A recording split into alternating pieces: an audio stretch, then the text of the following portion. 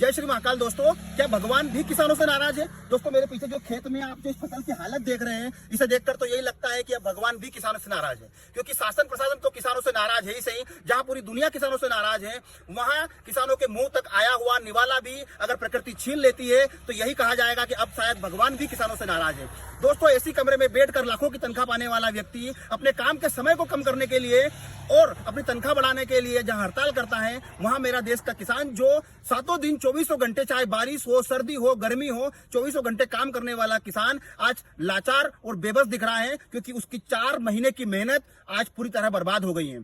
दोस्तों, इस फसल को देखकर उसने कितने सारे सपने संजोए होंगे। किसी ने सोचा होगा कि इस बार तो फसल बहुत अच्छी है, इस बार तो हमारी टपकती हुई छत सही हो जाएगी। किसी ने सोचा होगा कि इस बार तो मेरे बेटे का एडमिशन किसी अच्छे स्कूल में हो जाएगा। किसी ने सोचा होगा कि इस बार तो मेरी बहन की शादी बड़ी धूमधाम से करूंगा। ऐसे ही मेरा एक किसान साथी था जिसने अपनी बहन की शादी करने के लिए बहुत सारे सपने संजोए थे, और जब उसकी फसल बर्बाद हो गई तो उसने आत्महत्या कर ली। और यहाँ साहब कह रहे हैं कि वहां तो पानी की एक बूंद नहीं गिरी है, पता नहीं वो कौन से ग्रह की बात कर रहे हैं।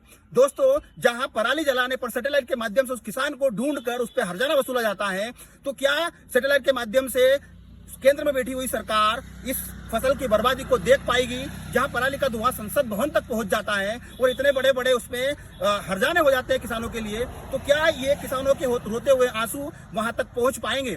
दोस्तों, मेरा सरकार और सबसे निवेदन है कि कृपया करके जल्दी से जल्दी सर्वे करवाएं और जितना हो सके किसानों की मदद करें, क्योंकि सब कुछ इसी के ऊपर निर्भर है। ऐसा ना हो कि कहीं देर हो जाए, और ऐसे कई सारे किसान हैं जो कई समय से कर्ज में डूबे हुए हैं। ऐसा नहीं हो कि कहीं ना कहीं वो अपनी दुनिया को अलविदा कह दें। जय श्री महाकाल। मेरे इस वीडियो को ज्यादा से ज्यादा शेयर करें ताकि सरकार इस पे ध्यान दे। जय श्री महाकाल।